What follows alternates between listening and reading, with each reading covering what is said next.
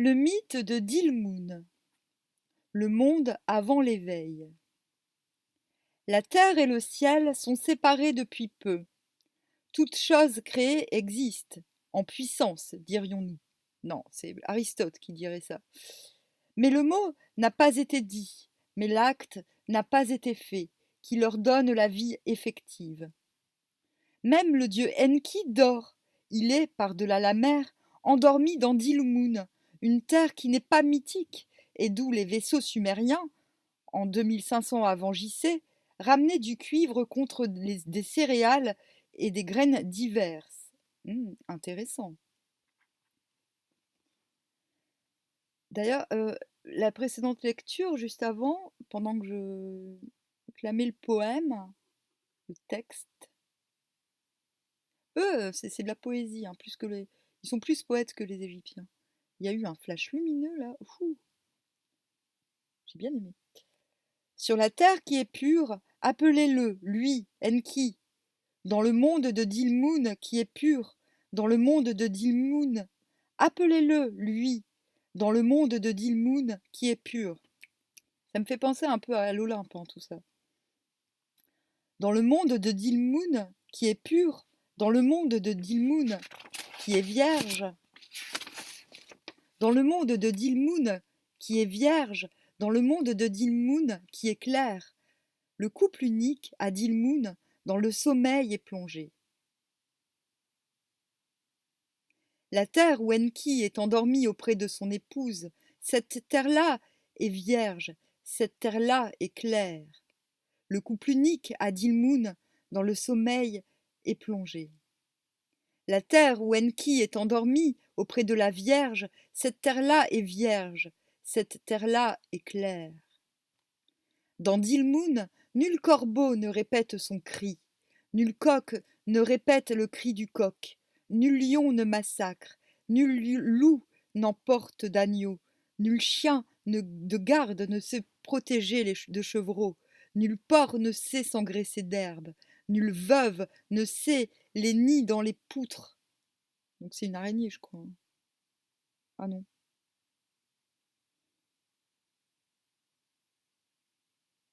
Non, c'est un oiseau. Nul oiseau dans le ciel ne son nid. Nulle colombe ne se rengorge. Nul malade des yeux ne répète j'ai mal aux yeux. Nul malade de la tête ne répète j'ai mal à la tête. Nulle mère ne répète je suis mère. Nul père ne répète je suis père. La jeune fille ne fait pas ses ablutions. Nulle eau courante ne s'épanche dans la ville. Nul passeur ne répète la nuit vient. Nul veilleur ne tourne sur son enceinte, nul lamentateur ne répète sa mélopée, ne répète sa plainte sur l'enceinte de la ville. Dilmun, là c'est Dilmun serait alors le monde astral, celui où l'on rêve, celui où l'on sommeille et celui où on meurt aussi. Mais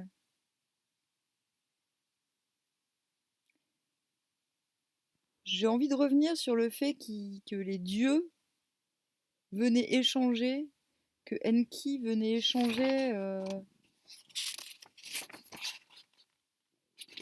Enki venait avec ses vaisseaux échanger du cuivre contre du blé.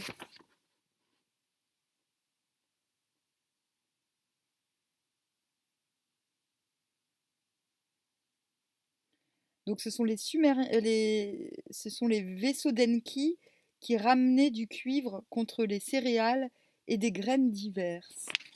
Là, je trouve ça super intéressant. Et aussi, oui, Dilmun. Ouais, ouais. J'aime bien. L'appel au dieu de l'eau. Dans un monde endormi, une voix s'élève, celle de l'épouse intouchée jusqu'alors. Elle est encore Nin Sikil, la Vierge. Elle appelle Enki et lui demande l'eau nécessaire à la vie. Alors la Vierge crie à Enki, son père.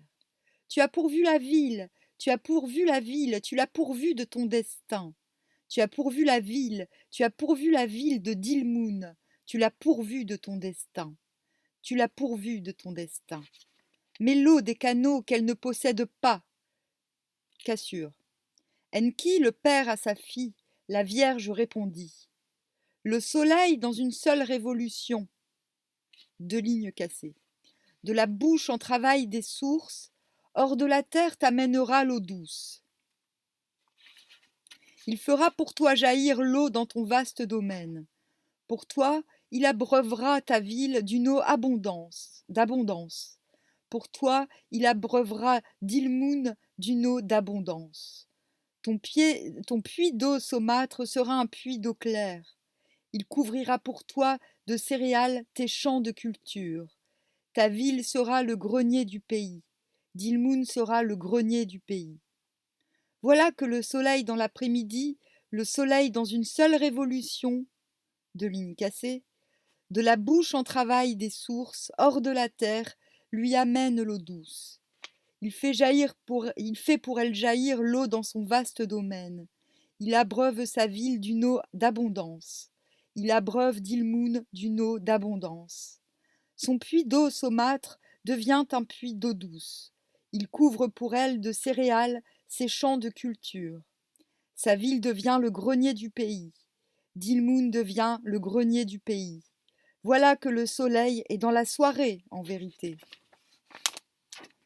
Et du coup, Dilmun serait un pays mi-astral, mi-réel, ce qui me plaît bien, qui me rappelle justement le mont analogue, si cher à René Daumal.